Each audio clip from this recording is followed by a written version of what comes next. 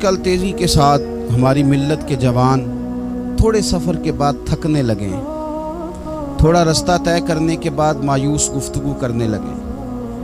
اللہ تبارک و تعالیٰ نے انسان کی اور بالخصوص بندہ مومن کی تربیت کرتے ہوئے کہا ہے کہ یا ایھا الذین آمنوا اصبروا، اے ایمان والو صبر کرو، وصابروا اور ڈٹے رہو، ورابطوا اور کمر بستہ رہو، جد و جہد کرتے رہو، واتقوا اللہ اور اللہ سے ڈرو، لعلکم تفلحون تاکہ تم فلاح پا جاؤ۔ صبر کرو، ڈٹے رہو اور جد و جہد جاری رکھو، ورابطوا کمر بستہ رہو، پڑھتے رہو۔ میدان کربلا کے اندر دو چیزیں جو سب سے زیادہ نمایاں ہیں اور جو سب سے زیادہ واضح، جو بڑی نکھری ہوئی ہمیں دکھائی دیتی ہیں، اور وہی دو چیزیں ہیں جس کی آج ہمارے اندر تیزی سے کمی ہوتی جا رہی ہے۔ بڑے یہ شکایت کرتے ہیں کہ آپ نوجوانوں کو سمجھائیں، ان کو جلدی کاہے کہ یہ حالات ٹھیک ہو جائیں گے۔ بعض جگہوں پہ چھوٹے یہ کہتے ہیں کہ ابا جی سے اور دادا جی سے آپ یہ کہیں کہ کام اپنے وقت پہ ہونا ہے، جلد باز نہ ہوا کریں۔ میدان کربلا نے انہی دو چیزوں کا ہمیں سبق دیا ہے۔ وہ چیزیں کیا ہیں؟ ایک صبر، ایک استقامت۔ آپ اپنی زندگی حوصلے کے ساتھ گزاریں اور اپنے سفر کو جاری رکھیں، استقامت کے ساتھ آگے بڑھتے رہیں۔ یہ دو چیزیں سبق ہیں میدان کربلا کا۔ میدان کربلا کے اندر جو چیز سب سے زیادہ اہل بیت نبوت کی طرف آئی ہے وہ ظلم ہے، ستم ہے، جفا کشی ہے، اور اہل بیت نے جو سب سے بڑھ کر کے دکھایا وہ ان کا صبر ہے۔ یہ صبر اور استقامت کی ایک مثال علماء نے لکھی ہے۔ جس طرح دریا کے دو کنارے ہوتے ہیں نا، اگر وہ دو کنارے دریا کے موجود رہیں تو وہ دریا اپنے مقام پہ جا کے کھیت کو پانی دیتا ہے، کھلیان کو پانی دیتا ہے، سبزیاں اگتی ہیں، درخت اگتے ہیں، زمین بنجر ہو تو اس کی آبیاری ہوتی ہے۔ اگر وہ دو اس کے بند سائیڈوں پہ قائم رہے، لیکن اگر وہ بند درمیان سے نکال دیے جائیں تو وہی دریا تباہی مچا دیتا ہے، سیلاب آ جاتا ہے۔ انسان کی زندگی میں صبر اور استقامت دو بند ہوتے ہیں میرے بھائی، یاد رکھنا۔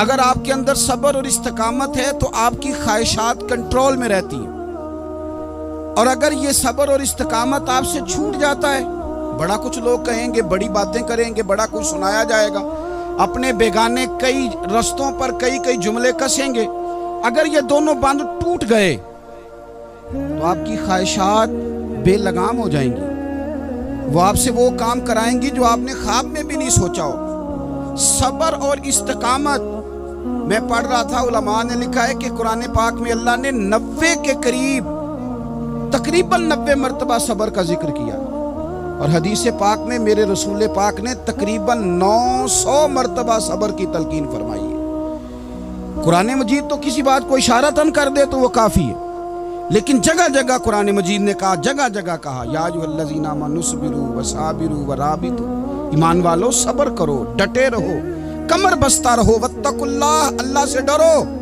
لعلکم تفلحون، اس امید پر کہ تم فلاح پا جاؤ۔ اپنی زندگی تھوڑی سی حوصلے والی گزاریں۔ آپ کسی کی محبت میں کوئی جملہ کہے تو اسے بھی ذرا سہنا سیکھیں، اور کسی اپنے کے خلاف جب کوئی بندہ بات کرے تو اسے بھی سہنا سیکھیں۔ جس طرح تعریف آپ کو میٹھی لگتی ہے نا، اسی طرح جب تنقید بھی میٹھی لگنے لگے نا، جو نظریے کے لوگ ہوتے ہیں انہیں تنقید اور تعمیر سے فرق نہیں پڑتا، کیونکہ وہ ان کا اپنا ایک ویژن ہوتا ہے، ان کی اپنی ایک سوچ ہوتی ہے، وہ اپنے نظریے پر چل رہے ہوتے ہیں، انہیں زیادہ پریشانی نہیں ہوتی، انہیں دکھ بھی اتنی تکلیف نہیں دیتے، جتنا مزہ سکھ دیتے ہیں اتنا ہی مزہ دکھ دیتے ہیں، کیونکہ ان کا ایک ویژن ہے۔ قرآن مجید کا ایک دوسرا مقام ہے، سورہ لقمان ہے، حضرت لقمان اپنے بیٹے کو نصیحت کرتے ہیں تو کہتے ہیں یا بنیا، اے میرے بیٹے، اقیم الصلاۃ وامر بالمعروف، ایک تو نماز قائم رکھنا، اور دوسرا لوگوں کو نیکی کا حکم دینا، ونہا عن المنکر، اور لوگوں کو برائی سے منع کرنا، واصبر علی ما اصابک، اور اس رستے میں جو تجھے تکلیف آئی اس پر صبر کرنا۔ بیٹے کو نصیحت کر رہے ہیں باپ، اور لہجہ دیکھیے کہ یا بنیا، او میرے بیٹے، کیا لہجہ ہے، کیا انداز ہے، او میرے بیٹے۔ ایک تو یہ کرنا، نماز قائم رکھنا، بھلائی کا حکم دینا، برائی سے منع کرنا، اور اس پر جو تجھے مشکل آئے اس پر صبر کرنا۔ اور پھر کیا کہتے ہیں قرآن مجید کا انداز دیکھیے، فرمایا ان ذالک من عزم الامور، بے شک یہ بڑی ہمت والے کام ہیں۔ نیکی کا حکم دینا، برائی سے منع کرنا، نماز پڑھنا اور مصیبت پر صبر کرنا، یہ ہمت والے کام ہے پتر، ہمت والے کام ہے، ذرا ڈٹ کے کرنا، بے حوصلہ نہ ہونا۔ ایک بزرگ بیٹھے تھے، اللہ کے نیک بندے بھی تھے اور تجارت بھی کرتے تھے، لاکھوں کا کاروبار تھا۔ بزرگ بیٹھے ہوئے ہیں تو اچانک خبر ملی کہ حضرت صاحب پڑھا رہے تھے سبق، خبر ملی کہ آپ کا وہ جو ایک جہاز تھا نا مال بردار، وہ جہاز آپ کا ڈوب گیا پانی میں۔ فرمانے لگے الحمدللہ، سبق پڑھاتے رہے۔ 2-4 گھنٹے گزرے تو ایک بندہ پھر آیا، اس نے آ کے کہا حضور مبارک ہو، وہ جو جہاز ڈوبنے والی خبر تھی وہ غلط تھی، وہ جہاز آپ کا بالکل ٹھیک ٹھاک ہے، لاکھوں روپے بچ گئے۔ فرمانے لگے الحمدللہ۔ سبق اسی روٹین سے پڑھاتے رہے، پہلی نقصان کی خبر آئی تو پھر بھی الحمدللہ، اور دکھ کی خبر آئی پھر بھی الحمدللہ، سکھ کی آئی تو پھر بھی الحمدللہ۔ سبق اپنی روٹین سے پڑھاتے رہے، سفر جاری رہا، رکے نہیں۔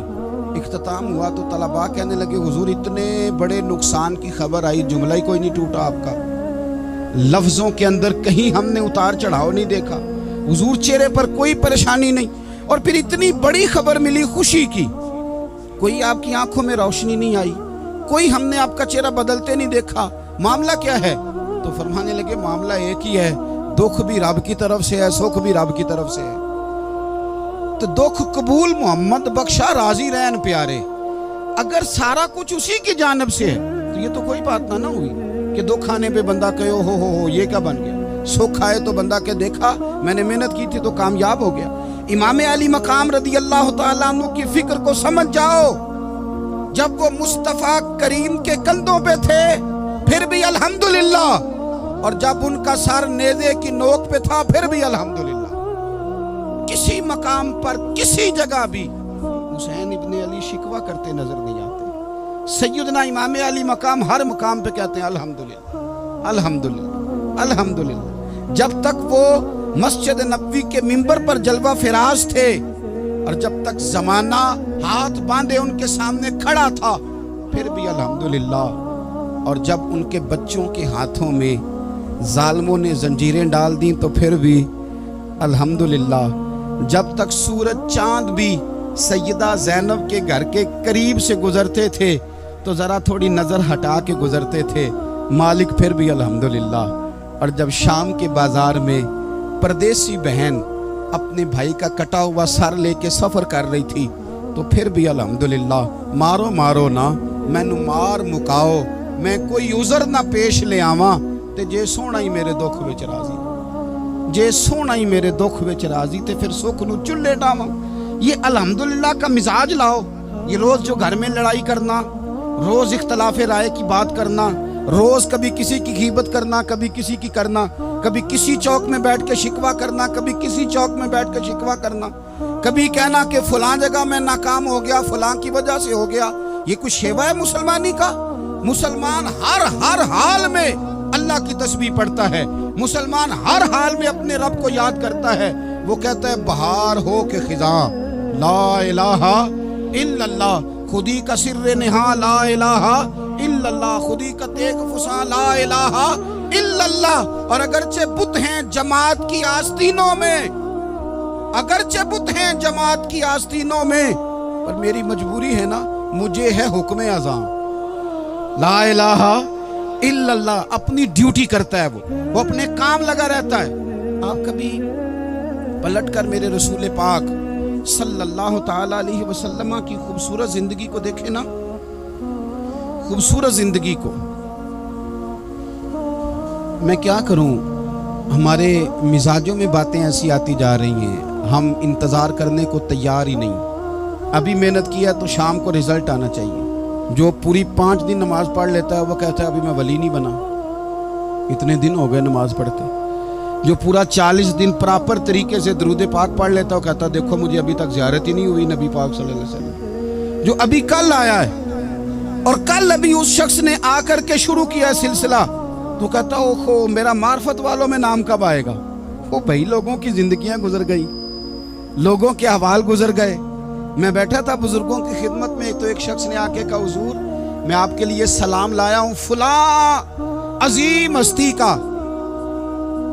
तो हजरत साहब ने उसको थपकी दी, फरमाने लगे, पुत्र मैं इन्ने जोगा नहीं, तेनू कोई भुलेखा लग गया है, मैं बदकार पुराना खादम, ओ मैं नहीं इस काबिल यार, ये तुझे गलती लग गई है, मुझे तो अपने अमाल का पता है, मैं मौजूद था और साहिब इल्म फजल बंदे के पास था। कहने लगे, पुत्र मैं नहीं इस काबिल, मेहरबानी करना तू मेरे लिए दुआ कर, अल्लाह ताला मेरे ऊपर रहमत कर दे और कोई रास्ता खुल जाए। और सज्जनों सुनो, हजरत उमर फारूक जैसा बंदा, मेरे रसूल पाक सल्लल्लाहु अलैहि वसल्लम के गुलामों में मौला अली शेर खुदा का मर्तबा कौन जान सकता है? हजरत अली कहा करते थे, मेरा दिल करता है उस तरह के आमाल लेके अल्लाह की बारगाह में जाऊं जो आमाल सैयदना फारूक आजम के हैं। इतना साले बंदा, इतना परहेजगार बंदा, लेकिन हजरत उमर फारूक के इंतकाल का वक्त आया तो लोग उनकी तारीफें करने लगे, उमर की बड़ी बात है, उमर की बड़ी बात है। तो हजरत उमर रो पड़े, फरमाने लगे, मेरे लिए दुआ करो, मुझे दर्जा कोई भी ना मिले, बस मेरियां नेकियां और बदियां बराबर बराबर हो जाए, मैं माफ कर दिया जाऊं, नेकी और बदी बराबर बराबर हो, छोड़ दिया जाऊं। दर्जों का तो मामला बड़ा आगे का है, इतनी जल्दी, इतनी स्पीड, इतनी हमें जल्द फटाफट हो जाए, सवेरे हो जाए। आप अपनी जद्दोजहद तो करें, आप थोड़ा पलट के तो देखें। आप देखें कि लोग मैदानों में रहे, मैदानों में रहे। हजरत खालिद बिन वलीद मैदान में रहे, हजरत साद बिन अबी वकास मैदान में रहे, हजरत सैयदना अबू उबैदा बिन जर्राह मैदान में रहे। ये लोग हमेशा मैदानों में रहे, अपनी अपनी ड्यूटी करके चले गए। इस्लाम फैलता रहा, अपनी अपनी तरतीब से आगे जाता रहा, अपने अपने रंग में अल्लाह ताला लोगों को दीन की समझ अता करता रहा। जल्दी बड़ी है, बहुत जल्दी है, शार्ट दरवाज़ा चाहिए, सब्र ही कोई नहीं, इस्तिकामत ही कोई नहीं, फटाफट हो जाए। बहुत सारे लोग आके कहते हैं, हजरत साहब नमाज तो पढ़ने लगा हूँ, रोज़ा तो रखने लगा हूँ, दाढ़ी भी मैंने रख ली है और आपके पास भी आता हूँ, अब कोई निगाह कर देना। तो मैं कहता हूँ, ये जो नमाज आपने शुरू की है ये बगैर निगाह की हो गई है। ये जो आप आना शुरू हो गए हैं तो इसको आप निगाह नहीं समझते, और ये भी मेरी निगाह नहीं, परेशान ना हो जाइएगा, ये भी अल्लाह रसूल की निगाह ही है। ओ खुदा के बंदो, थोड़ा सा अपनी ज़िंदगी में सब्र और इस्तिकामत को लाओ, थोड़ा रास्ते पे चलना सीखो। और मैं आपको एक बात अर्ज करूँ, हमारे सूफिया ने एक बारीक नुक्ता भी बयान किया। वो कहते हैं ये जो विसाल है ना, विसाल, ये तो इख्तिताम है, मुलाकात तो फना है, जो मिल गया वो तो गया, जिसकी मुलाकात हो गई वो तो गए थे ना जनाबे मूसा मिलने, फिर क्या हुआ था? जिसकी मुलाकात हो गई वो तो गया। असल काम क्या है?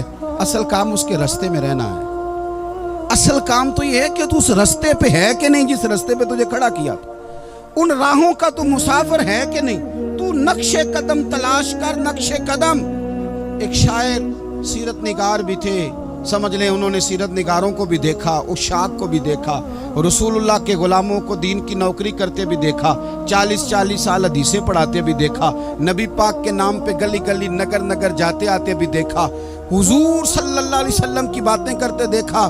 तो किसी ने उनसे पूछा, हुजूर तक रसाई भी हुई है? तो वो सरकार की बारगाह में मुखातब होकर कहने लगे, तेरी मेराज कि तू जाने कहाँ तक पहुँचा। या रसूलल्लाह मेराज की रात आप कहाँ तक गए कोई पता नहीं। कहने लगे, वो तेरी मेराज कि तू जाने कहाँ तक पहुँचा, और मेरी मेराज कि मैं तेरे खाके कदम तक पहुँचा। मेरे लिए तो इतना काफ़ी है कि महबूब, वो जो तेरे कदमों से कभी गर्द लगती थी मदीने की, अगर मैं वहाँ तक चला जाऊँ तो मेरी तो मेराज हो गई, मेरा तो मामला हल हो गया, मैं यहाँ तक आ गया तो ख़त्म हो गई बात। थोड़ा सफ़र करें। एक तो ये देखें आप कि आप कितने भी बड़े हैं, कितने भी अजीम हैं, कितने भी लायक हैं, कितने भी नेक हैं, फिर भी आजमाइश ज़िंदगी का हुस्न है। मैं मुसाफिर हूँ, कुछ ज़िंदगी के 11-12 साल हो गए हैं मुझे सड़कों पे वक्त गुजारते। तो मैं बहुत सारे लोगों से मैंने बड़ा कुछ सीखा है, मेरी जो गाड़ी चलाने वाले लोग हैं उनसे भी मैंने बड़ा कुछ सीखा है। एक मेरा दोस्त था, तो मैंने उससे कहा कि मेरा ख्याल है मोटरवे पे आपको गाड़ी चढ़ा दी जाए तो आपके लिए आसान है। तो कहने लगा, पीर साहब है मोटरवे औखी जे चलानी। मैंने कहा, वो किस तरह? वो कहने लगे कि मोटरवे पे ना गाड़ी, चूंकि ना कोई स्पीड ब्रेकर है, ना मोटरवे पे कोई चिंची वाला आगे आता है, ना ज़्यादा रश होता है, तो सीधी सीधी चलाते रहते हैं तो नींद आने लग जाती है। अगर बार बार आए ना स्पीड ब्रेकर और बार बार ब्रेक लगे तो आंख जरा खुली रहती है। तो मुझे मसला समझ में आ गया। मैंने कहा इसका मतलब ये है, इसका माना ये है कि जिनकी ज़िंदगी बिल्कुल सुखों में गुजरती रहती है ना, आराम पसंद हो जाते हैं। जिनकी ज़िंदगी बिल्कुल आसानियों में बीती है वो आराम पसंद हो जाते हैं। और अगर कभी कभी स्पीड ब्रेकर भी आए, कभी को दुख भी देखना पड़े, कभी कोई अपनों बेगानों की बात भी सुननी पड़े, कभी कोई करीब आता दूर जाता दिखाई भी दे, कभी कोई बीमारी तंदुरुस्ती, ये हालात बदलते रहें, दिन तब्दील होते रहें, तो फिर लुत्फ बड़ा आता है, फिर मज़ा बड़ा आता है। वो किसी ने कहा था, लगा ना जदों मैदान अजल दा ते लोकी चोरा वांग सुधाए। किसी ने लुट लई इलम जवानी, किसे हासे चोली पाए। आजम वेख जहालत साडी, असी इश्क खरीद ले आए। वेख ना जहालत साडी, असी इश्क खरीद ले आए। और फिर कहने लगे किसे दे सिर दस्तारे इमामत उस इलम पढ़ावन सीखिया है, ते किसे ने पहने फकर दा चोगा उस ज़ुहद कमावन सीखिया है। आजम वेख नसीबा साडा, असी यार मनावन सीखिया है। तू वेख नसीबा साडा, असा यार मनावन सीखिया है। मेरे अजीज, जिंदगी के अंदर देखो, कायनात में सबसे ज़्यादा महबूबियत मेरे रसूल पाक की है। मेरे नबी पाक सल्लल्लाहु अलैहि वसल्लम की जुल्फ़ की बात भी मेरा रब करता है, हुजूर की आँखों की बात भी मेरा रब करता है, हुजूर सैयद आलम के चेहरे वद्दुहा की बात भी करता है, जुल्फ़े वल्लैल की बात भी अल्लाह करता है। मेरा रब रसूल पाक सल्लल्लाहु अलैहि वसल्लम के सीनाए अलम नशरा की बात भी करता है, पेशानिए वल फजर की बात भी करता है, हुजूर की आंखें माज़ागल बसर की बात भी करता है। इतनी महबूबियत कि रसूल पाक चलें तो अल्लाह उसकी बात भी करे, हिजरत करें तो उसकी बात भी करे, जिस शहर में हुजूर रहें उसकी कसम उठाए। और हाल पता क्या है कि महबूब पैदा नहीं हुए तो बाप चले गए, अभी उम्र छोटी थी, माँ की खुल के ज़ियारत होना थी कि अम्मा भी चली गई, दादा कंधों पे खिलाया करते थे। तो तारीख कहती है कि दादा का जनाजा उठा तो पीछे पीछे हुजूर भी आंसू बहा रहे थे। एक वफादार बीवी मिली तो अपने वक्त पे सैयदा खतीजा भी चली गई। एक टाइम आया तो जनाब अबू तालब भी रुखसत हो गए। मक्के से हुजूर को इतना प्यार था वो छोड़ना पड़ा। सादिक और अमीन कहने वालों ने हुजूर की दावत को कबूल करने से इनकार कर दिया, तो रसूल करीम ने अपनी पेशानी पर किसी किस्म का कोई शिकन नहीं आने दिया।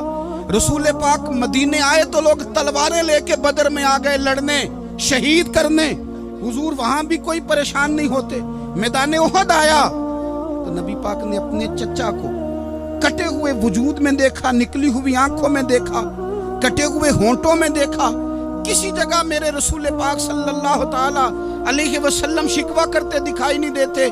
हुजूर की वो बीवी सैयदा आयशा सिद्दीका रदी अल्लाह ताला अन्हा, जिनकी पाकी का रब बयान करे, उन पर मुनाफिकीन ने इल्जाम लगा दिया।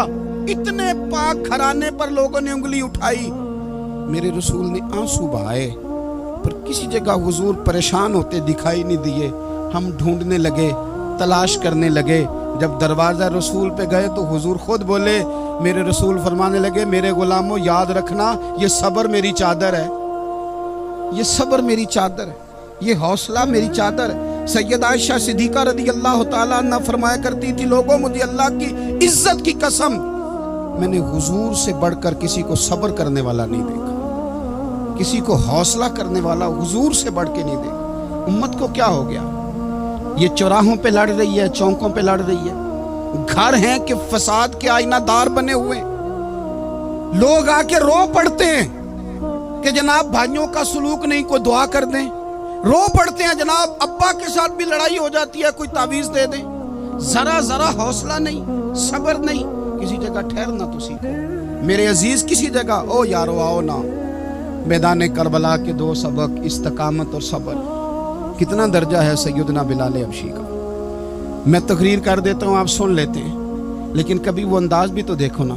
हजरत बिलाल, ओ मेरे दोस्त, जेल के अंदर बंदे के हाथ नहीं बांधे जाते, पैर नहीं बांधे जाते, पर लोग जेल में रोते हैं, तड़पते हैं। सैयदना बिलाल कहते हैं, मैं कलमा पढ़ता था رات امیہ مجھے باندھ کے رکھتا تھا اور سویرے جب پتھر اچھی طرح تپ جاتے تھے نا تو لا کے باہر مجھے پتھروں پہ لٹا دیتا تھا اور میرے وجود پر بھاری بھرکم پتھر رکھ دیتا تھا۔ سننا ذرا، تصور میں لانا بلا میں کیا کہنے لگا ہوں۔ حضرت حسان بن ثابت رضی اللہ تعالیٰ عنہ فرماتے ہیں میں مکہ مکرمہ آیا حج یا عمرے کے لیے، تو میں نے مسجد نبوی کے جو آج مؤذن بلال ہیں، میں نے ان کا یہ رنگ دیکھا کہ مکے کے بچوں نے ان کے گلے میں رسی باندھ کے نا تو ہاتھوں میں پکڑی ہوئی ہے، اور مکے کے بازاروں میں نا ان کو کھینچتے ہیں لے جاتے ہیں۔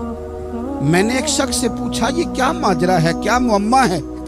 تو بتانے والوں نے بتایا کہ یہ کالے رنگ کا حبشی غلام مار سارا دن کھاتا ہے، اس کے ساتھ لوگ وہ سلوک کرتے ہیں جو اذیت ناک اور خوفناک ہے، سارا دن مار کھاتا ہے پر اپنی زبان پہ خدا کا نام لیتا رہتا ہے، محمد مصطفیٰ کا نام لیتا رہتا ہے۔ او تینوں لب دیاں آپ گواچے، سانو اپنی خبر نہ کوئی، اویخنا ساتھوں پارے نی ککھ گلیاں، ہن تے آکھ دے لوگ شدائی، اسی ننگ نموس دا ساڑ کے چولا، گل پہنے ہے تاج گدائی، اوے سجنا اپنا آپ گوایا ہے تاں یار نے چاتی پائی۔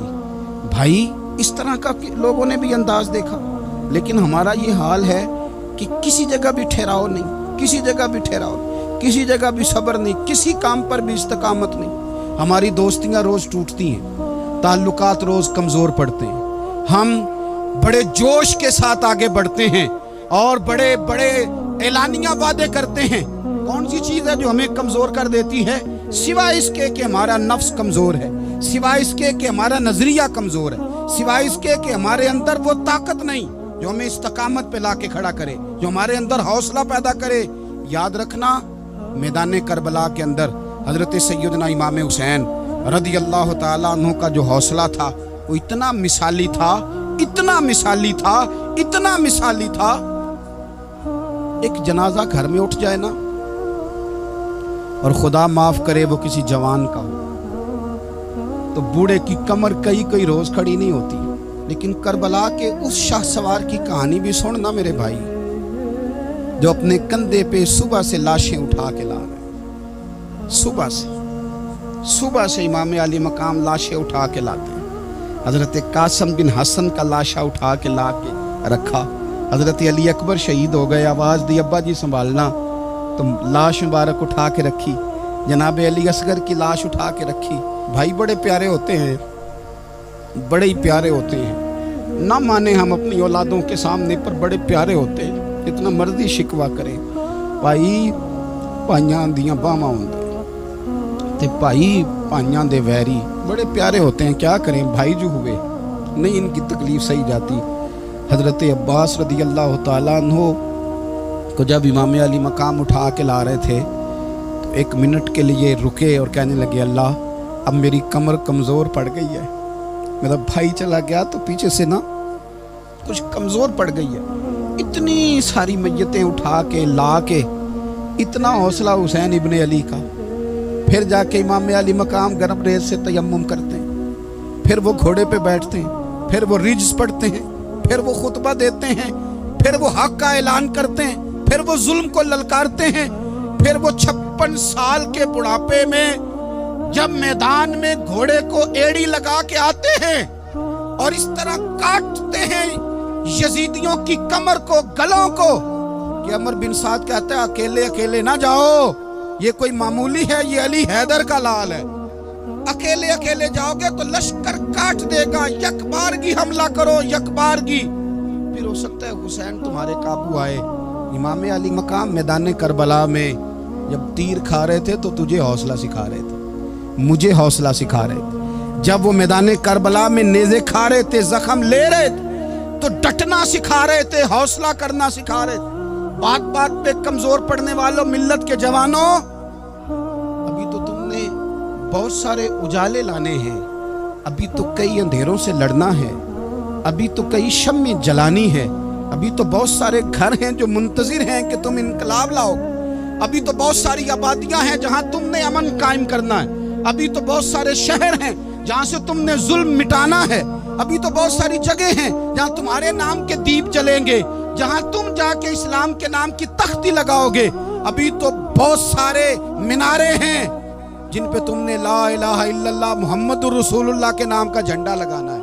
ابھی تو آگے بڑھنا ہے، ابھی تو بہت سارا کام کرنا باقی۔ اقبال کہنے لگے کہ وقت رخصت ہے کہاں، کام ابھی باقی ہے، اور لوگوں نور توحید کا اتمام ابھی باقی ہے۔ اور ایک شاعر اور بولے، وہ کہنے لگے مسلمانوں نہ گھبراؤ، خدا کی شان باقی ہے، ابھی اسلام زندہ ہے، ابھی قرآن باقی ہے۔ کافر کیا سمجھتے ہیں جو ہم سے روز الجھتے ہیں، ابھی تو کربلا کا آخری میدان باقی ہے، ابھی تو بڑھنا ہے، آگے سفر کرنا ہے۔ کمزور نہ پڑے، اپنی زندگی کے اندر کسی جگہ بھی بیماری بھی آ جاتی ہے، تکلیف بھی آ جاتی ہے، آزمائشیں بھی آ جاتی ہیں، غریبی بھی آ جاتی، یہ آنے والی چیزیں ہیں تو آ جاتی۔ اپنی زندگی میں صرف 2 4 5 چیزوں کو لاگو کر لیں۔ ایک تو مخلص زندگی گزاریں، ریاکار زندگی نہ گزاریں۔ جو لوگ ریاکار ہوتے ہیں وہ بزدل ہوتے ہیں، جو ریاکار ہوتے ہیں وہ دکاندار ہوتے ہیں، جو ریاکار ہوتے ہیں وہ اداکار ہوتے ہیں، جو ریاکار ہوتے ہیں ان کے پاس ایک کریکٹر رہ جاتا ہے، اندر ان کے کچھ بھی نہیں ہوتا، خالی ہو جاتا ہے سارا۔ زندگی میں مخلص بنیں گے تو دلیر ہو جائیں گے، اخلاص کے ساتھ آپ زندگی میں سفر کریں، آپ مخلص ہو جائیں۔ میرے رسول پاک صلی اللہ علیہ وسلم نے فرمایا مخلص ہو جاؤ، اللہ کے رضا والے ہو جاؤ، مخلص ہو جاؤ، تمہارا تھوڑا عمل بھی تمہارے لیے زیادہ ہو جائے گا، تمہیں کفایت کر جائے گا تھوڑا عمل۔ اللہ کے علاوہ کسی سے ڈرنا چھوڑ دیں، غیر کا خوف دل سے نکال دیں، خوف نکال دیں، اپنی زندگی میں غیر کا خوف نکال دیں، نکال پھینکیں آپ امیروں کا خوف، نکال پھینکیں دنیا کیا کہے گی۔ یاد رکھنا عزتیں بھی رب دیتا ہے، ذلتیں بھی اس کی مشیت کا تقاضا ہوتی ہیں، رزق کا مالک بھی اللہ ہے۔ حضرت مولا علی سے کسی نے کہا کہ آپ اپنے ساتھ حارس کیوں نہیں رکھتے، گن مین کیوں نہیں رکھتے، باڈی گارڈ کیوں نہیں رکھتے؟ تو حضرت علی فرمانے لگے موت سب سے بڑی محافظ ہے، وقت سے پہلے آتی نہیں، آ سکتی نہیں۔ آپ غیر کا خوف نکال باہر پھینکیں۔ ایک جملہ میدان کربلا میں امام حسین نے کہا تھا، ایک جملہ، اور وہ جملہ اتنا طاقتور ہے کہ اگر سونے کے پانی سے لکھا جائے، ہیروں سے تولا جائے تو یہ ساری چیزیں کمزور پڑ جائیں۔ امام علی مقام میدان کربلا میں جب گھوڑے پہ سوار ہوئے، اللہ اکبر کہہ کے میدان میں آئے، اور آپ نے یزیدیوں سے کہا کہ تم ظالم ہو، جابر ہو، فاسق ہو، اطاعت تمہاری نہیں قبول کی جائے گی، اب بتاؤ لڑنا ہے کہ کیا کرنا ہے؟ جب وہ لڑنے کے لیے میدان میں آئے تو امام نے ایک جملہ کہا، فرمانے لگے لوگوں گواہ رہنا، آج میں نے عزتیں خرید لی ہیں اور ذلتیں دور کر دی ہیں۔ عزت ہے ہمارے پاس، عزت، ذلت دور ہو گئی۔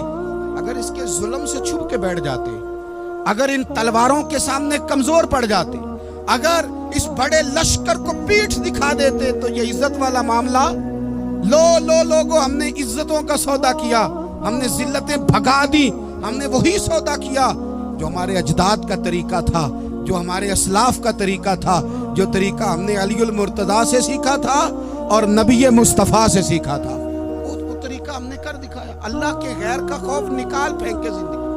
اور تیسری بات، ہدف مقرر کریں، ہدف مقرر کریں۔ آپ کیا ہیں؟ آپ دین کے دائی ہیں، آپ دین کے مبلغ ہیں، آپ دین کو مالی سپورٹ کرنے والے ہیں، آپ اخلاقی سپورٹ کرنے والے ہیں، آپ ایک تاجر ہیں، آپ کس طرح کر کے میدان میں ہیں، آپ ایک ویلفیئر شخصیت ہیں، لوگوں کا بھلا کرنے والے، آپ کیا ہیں؟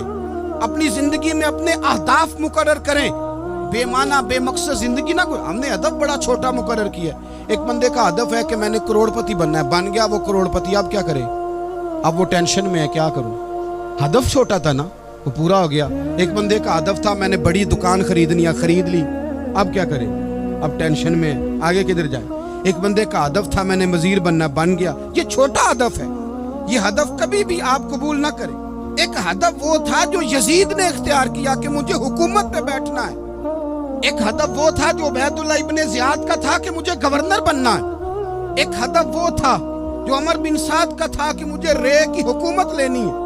یہ ان لوگوں کے ہدف تھے، اور ایک ہدف حسین ابن علی کا تھا، امام علی مقام کا تھا کہ مجھے جبر کے سامنے ڈٹنا ہے، ظلم کے سامنے ڈٹنا ہے، امام علی مقام کا خون تو بہہ گیا، کربلا کی زمین تو رنگین ہو گئی، نہ عبید اللہ ابن زیاد کی گورنری بچی، نہ شمر کو حکومت ملی، نہ یزید کچھ کما سکا، نہ زیاد کا وہ ظلم رہا، نہ یزید کی وہ جفا رہی، جو رہا تو نام حسین کا۔